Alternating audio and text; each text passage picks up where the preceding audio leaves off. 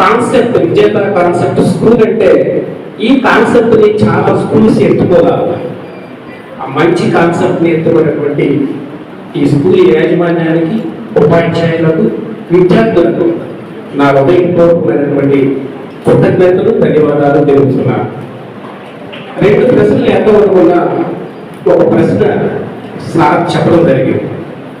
ఒకటి, ఈ బ్యానర్ ఎంతమంది చూశారు, బయట ఉన్న బ్యానర్ ఎంతమంది చూశారు? ఈ 2 ప్రశ్న. ఒకటి ఫస్ట్ ప్రశ్న, ఈ బ్యానర్ ఎంతమంది చూశారు, బయట మనం పూలు వేసి వచ్చాం అక్కడ ఒక బ్యానర్ పెట్టారు, అది ఎంతమంది చూశారు? అందరూ చూశారు, అందరూ చూశారు, నో డౌట్ అంటారు.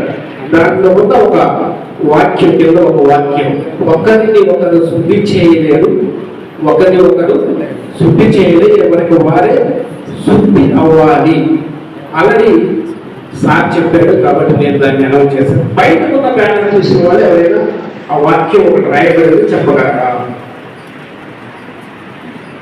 వాళ్ళు ఫాలోఅప్ చేయలేకపోతున్నాం.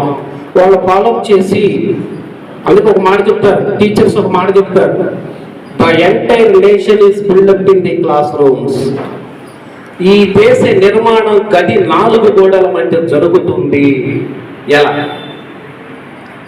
ఈ దేశ నిర్మాణం గది 4 గోడల మధ్య జరుగుతుంది అని మన టీచర్స్ మనకి చెబుతున్నారు.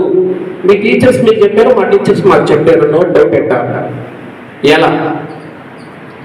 ఈ దేశ నిర్మాణం, భారతదేశ నిర్మాణం గది 4 గోడల మధ్య ఎలా జరుగుతుంది? నేను చదివే క్రమంలో నాంటేల్ ఇంగ్లీష్లో గుడ్ బ్రిక్స్ అని ఉంది, మంచి ఇటుకలు. నేను చదివినప్పుడు మంచి ఇటుకలు, మంచి ఇటుకలు ఉంటే మంచి ఇల్లు కట్టుకోవచ్చు, మంచి పౌరులు ఉంటే మంచి దేశాన్ని నిర్మించుకోవచ్చు. ఇక్కడ నుంచి ఒక సైంటిస్ట్, ఈ విద్యాలయం నుంచి ఒక డాక్టర్, ఈ విద్యాలయం నుంచి ఒక సీఎం, ఇక్కడ నుంచి ఒక పిఎం, ఇక్కడ నుంచి ఒక కలెక్టర్, ఇక్కడ నుంచి ఒక ఆర్టీఓ, ఇక్కడ నుంచి ఒక ఎంఆర్ఓ, ఇక్కడ నుంచి ఒక జడ్జి, ఇక్కడ నుంచి ఒక న్యాయవాది వెళ్తా ఉంటారు. అందుకనే ఇక్కడ మంచి పౌరులు తయారు చేసే కర్మాగారంలో కార్మికులు ఎవరంటే మా private teachers, lecturers and government teachers also. బుద్ధుడు స్వార్థాన్ని వదిలిపెట్టమని చెబితే మీకు తెలియక మీరు స్వార్థం చూపించారు ఈ సభ ప్రారంభంలో. అవునా కదా? స్వార్థం అని నేను అది భక్తి గౌరవం అంటున్నా. తల్లి తండ్రి తర్వాత గురువే. ఆ గురువును మీరు గౌరవించారు, నిజంగా మీకు ప్రత్యేకమైనటువంటి ఆశీర్వాదాలు. ఆ బ్యానర్ మీద అంటే పగతో ద్వేషంతో ద్వేషాన్ని నాశనం చేయలేరు, తుడిసేయలేరు. పగతో ప్రేమను జయించలేరు. ప్రేమ దోషములన్నిటినీ కప్పును, ప్రేమ దోషములన్నింటినీ కప్పును. నా ఎదుటి వ్యక్తి మీద నాకు కనుక ప్రేమ ఉంటే అతను ఏం చేసినా నేను క్షమిస్తాను. అది ఆ బ్యానర్ మీద రాయబడినటువంటి వాక్యం. నేను నా దేశాన్ని ప్రేమిస్తున్నాను. అంతవరకు చాలు, అంతవరకు చాలు. బట్టి పెడుతున్నారు పరీక్ష మార్కుల కోసం. ప్రతిజ్ఞను కూడా బట్టి పెట్టేస్తున్నారు. ప్రతిజ్ఞను బట్టి పెట్టద్దు, ప్రతిజ్ఞని ఆచరించాలి అని బుద్ధుడు చెప్పింది.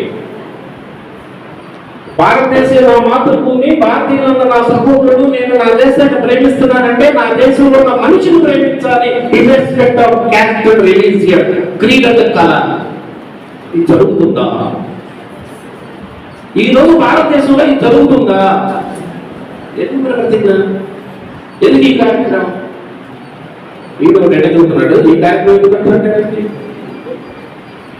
అని కాదు అర్థం. నువ్వు ప్రతిజ్ఞ చేస్తే ఒకే ఒక చిన్న విషయాన్ని నేను చెప్తాను. రజనీకాంత్ పెర్రాయుడు, ఇప్పుడు మోహన్ బాబు డబుల్ యాక్షన్. ఓకేనా? మీకు ఎందుకు ఎగ్జాంపుల్ చెప్తున్నానంటే మీకు బాగా అర్థం కావడం కోసం చెప్తున్నా. పెద్దరాయుడు ఈ రజనీకాంత్ మోహన్ బాబుకి ఆ అధికారం అప్పగిస్తూ వాడితో సమానము అని అంటాడు. తప్పుడు తీర్పు తీర్చిన రోజు నువ్వు చచ్చిన వాడితో సమానం అంటాడు. పెద్ద మోహన్ బాబు చిన్న మోహన్ బాబులో తప్పుడు తీర్పు తీరుస్తాడు, అది గుర్తొచ్చింది. అది గుర్తొచ్చిన తప్పుడు తీర్పు తీర్చానని ఎప్పుడైతే గుర్తొచ్చిందో ఆటోమేటిక్గా తన ప్రాణం పోయింది. అది సన్నివేశం.